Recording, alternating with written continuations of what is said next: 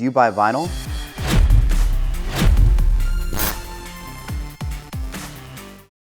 Hey, this is Tommy Wiseau, and I'm enjoying myself here.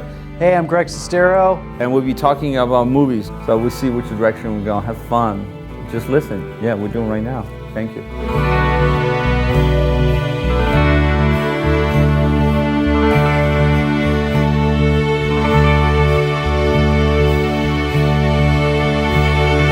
So first we'll talk about Streetcar Named Desire. The film that launched the acting legend, Marlon Brando. Well, take it easy. It's not those cats. And what about somebody else? Hey, Stella! Oh yeah. Tommy was performing a scene in acting class in which he was playing Stanley Kowalski, who's yelling Stella. And I was watching that sitting in the class, and that's when I thought I need to approach that guy because I think he's got an interesting approach to acting. I don't pitch anything except the disaster artist, The Room. That's it. I'm just teasing. But this is classic, so I would strongly recommend.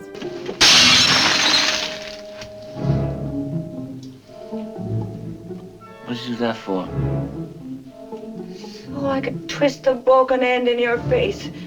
Well, this is where you came in.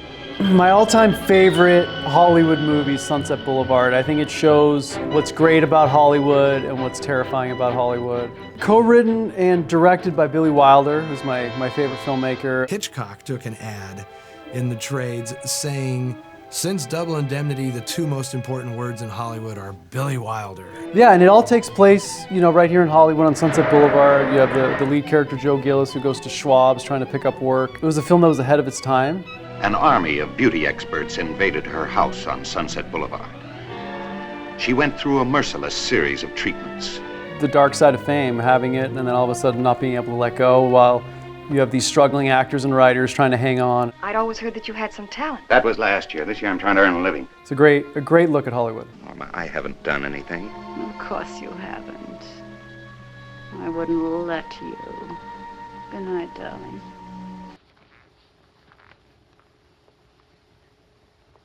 You will continue with your singing.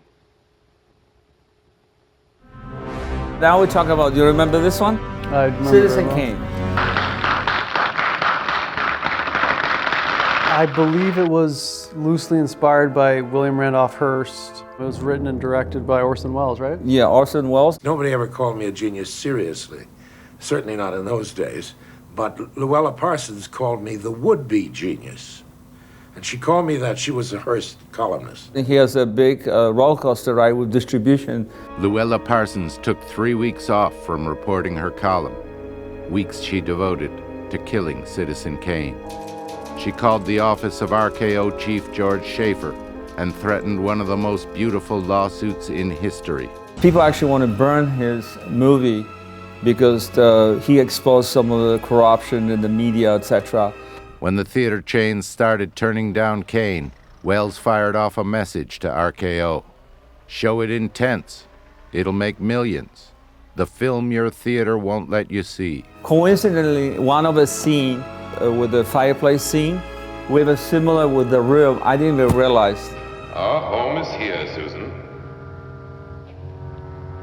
I don't care to visit New York. Remember you the first moment I saw you. Right in those, huh? Okay, this one is a good one. This is classic. I strongly recommend it. I love the backstory of this film because Elia Kazan at the time was in trouble with the House Un-American Activities. I guess he had named some names, and so... That was the blacklist? Well, he apparently had named names, and people got really upset. And so this story, gotcha. he really wanted to tell the story as kind of like an apology or something along those lines. So there's just so much meaning to this film. You'll fight him in the courtroom tomorrow with the truth, as you know the truth. It's one of Marlon Brando's best performances. Yeah, but a lot of people got hurt, right, in the process. Yeah. There's more to this than I thought, Charlie. I'm telling you, there's a lot more.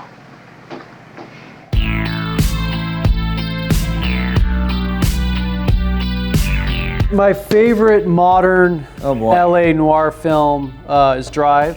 which I think is yours as well. Yeah, right? it is. I enjoy it very much, and I think that this movie have offered a lot of stuff. Action, commitment, pace. I like the pace of the movie.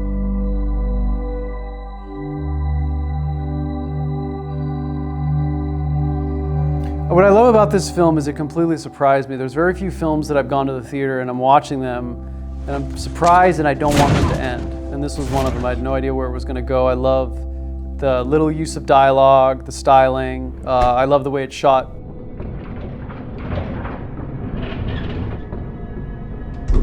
Yeah, it was a very original hero movie. It's great. Yeah, if they don't make Drive 2, I will make my own Drive. You can have it if you wanted to.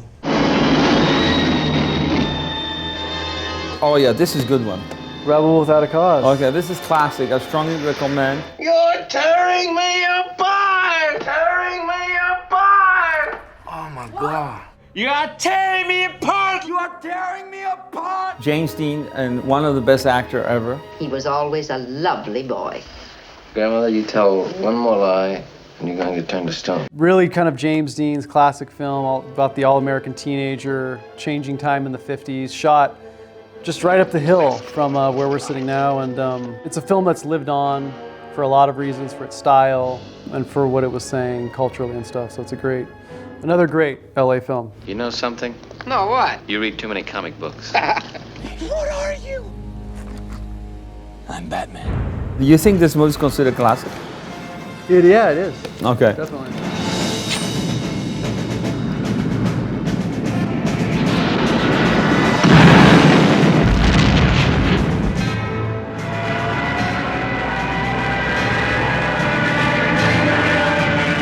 Did you like my performance? In fact, your Joker performance had a little bit of Jack Nicholson and a little bit of the throwback Joker from the 60s. Wow. That's a compliment from you. Joker with a lot of energy and passion, I feel like. I'm a Joker, and Jog is on you! Fine. This is your favorite, Giant. Yeah, it is. Is it one of the It's favorite? up there, it's up there, yeah. It was the last film that James Dean made. Oh, boy. It's not too good, is it? He passed away a week after finishing production on it, which was sad. I love but it's, Elizabeth Taylor. Also, I always say about Cleopatra. I don't know if you guys know Cleopatra. I wouldn't bite into that if I were you. Did you bring it with you? Have you had it tasted? It's a really good movie. They spent a lot of money, but it was worth it.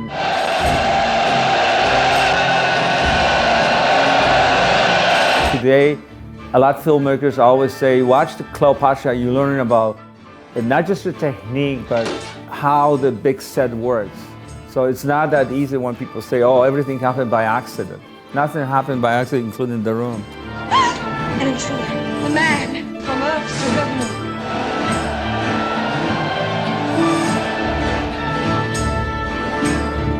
On TV, it looks so real.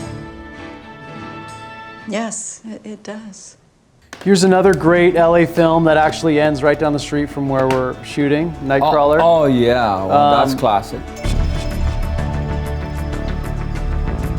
One of my favorite modern LA films. The way LA is shot is great, and I feel like it takes on a world that we don't know too much about.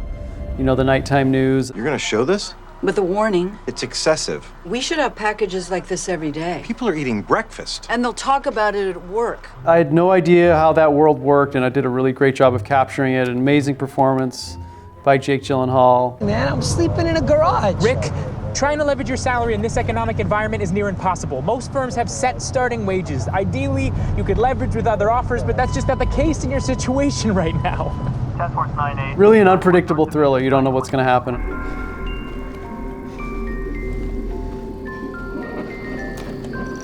So guys, we cover everything. Do you want to cover something else? Yeah, the last one is Ed Wood, which I feel like... God. I am not Ed Wood, okay? I'm Tommy Wiseau. Please don't compare to Ed Wood, my personality. Not even close. I'm a director, writer, actor, and producer. I'm a very spoiled guy, but I love you all. That's how I can tell you on the end of this little show here. So what do you want to say about Ed Wood? Ed Wood was a big inspiration for me because I loved... You got an Oscar, right? It won 2 Oscars. Wow. And, surprised. You know, when I was working on the book, it was when I was working on the disaster, I was very much drawn to the story. Ed Wood? It's got a beautiful friendship between Ed Wood and Bela Lugosi. Yes, that's right. The Bela Lugosi. And it told a story that could have been mocked and laughed at, but really made it an inspirational story that was quirky and offbeat. When are we going to make another picture? Oh, soon, Bella. Very soon. Except Johnny Depp, he played him, right? Yeah, Johnny Depp played him. That's what Johnny Depp's supposed to play me, as you know. But but it's okay the way it's been and everything. Guys, thank you very much. Stop by to Amoeba on Sunset, the great LA store. They have the best selection in here. I don't want to pitch in too much. You can always go to TommyWiseau.com. You can buy underwear. Have a nice one. Thank you.